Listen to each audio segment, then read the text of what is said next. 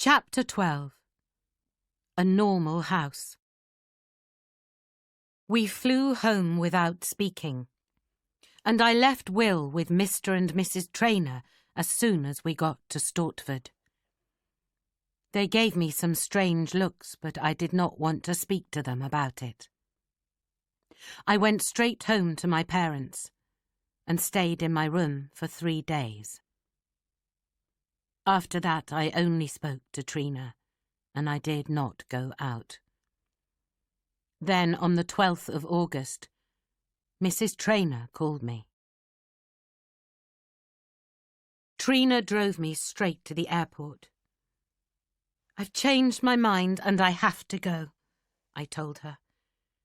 "I've changed because of him, Trina. It's because of him that I've started to think about going to college. I love him and he has to decide what's best for him. But I don't want him to be alone when he dies."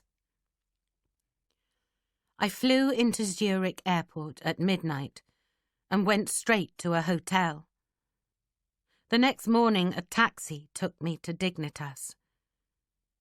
I did not know what to expect from the building, but it looked like a normal house, with factories and a football field next to it. A woman opened the door and knew who I was. "He is here," she said. "Shall I take you to him?" I stood still for a moment, feeling frightened.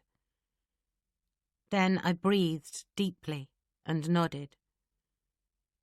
I saw the bed before I saw him. It was huge and white. Mrs. Traynor sat on one side, and Mr. Traynor sat on the other. Georgina was in a chair in the corner, and her eyes were red from crying.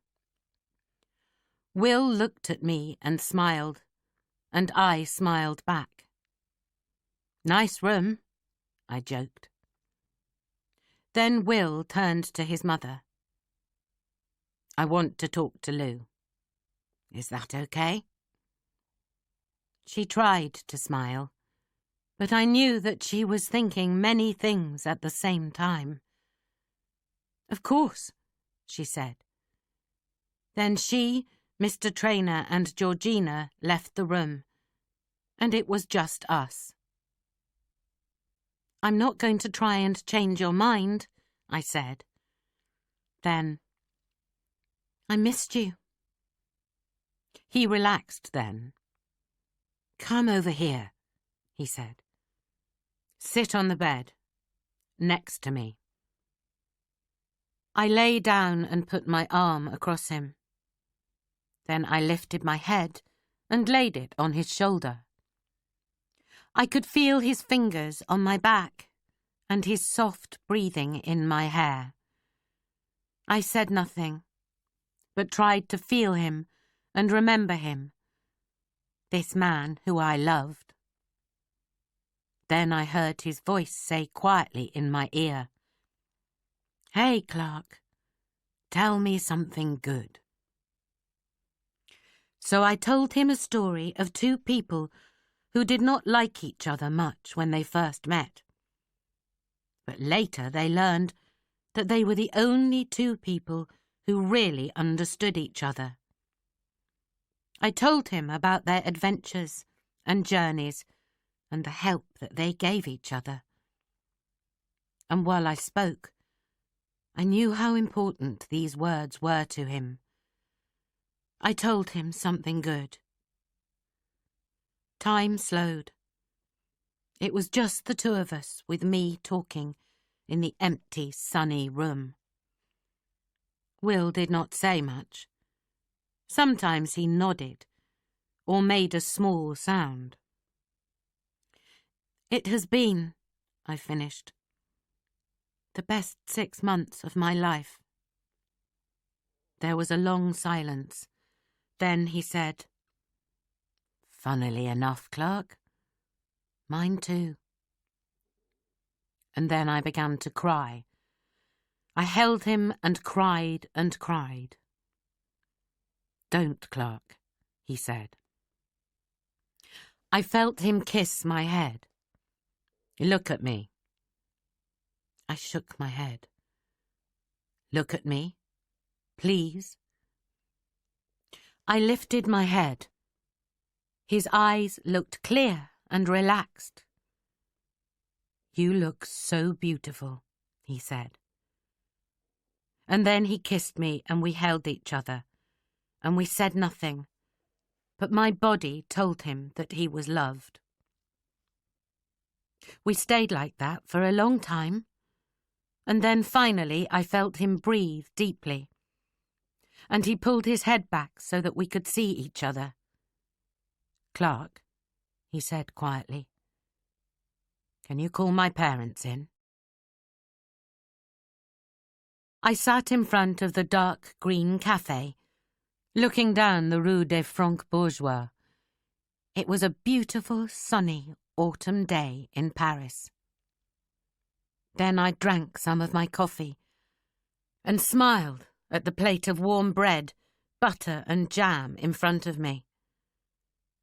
I put my hand over my eyes in front of the sun and watched a woman play with her hair in front of a shop window. Then I breathed deeply before taking the letter out of my bag. Only to be read in the Café Marquis, Rue des Francs-Bourgeois, Paris, with warm bread and jam. The letter was written using the voice recognition software on Will's computer. "Clark, it will be autumn now. I hope the coffee is good, and the bread is warm, and that it is still sunny enough to sit outside. There are a few things that I want to say. When you get back to England, take this letter to Michael Lawler. He has money for you. It is enough to pay for the college course you talked about, and living costs while you are studying. It will also buy you somewhere nice to live. I am not giving this money to you to say thank you. I'm giving it to you because there is not much that makes me happy anymore, but you do. I want to know that I have helped you to live a good life, a better life. Knowing this helps me. You are braver than you think you are, Clark. I can see it. So please live well. Wear those black and yellow tights and be happy. You have touched my heart. You did it the first day you arrived, with your crazy clothes and your bad jokes. You changed my life much more than this money will ever change yours. Don't be sad. Just live well. Love, Will.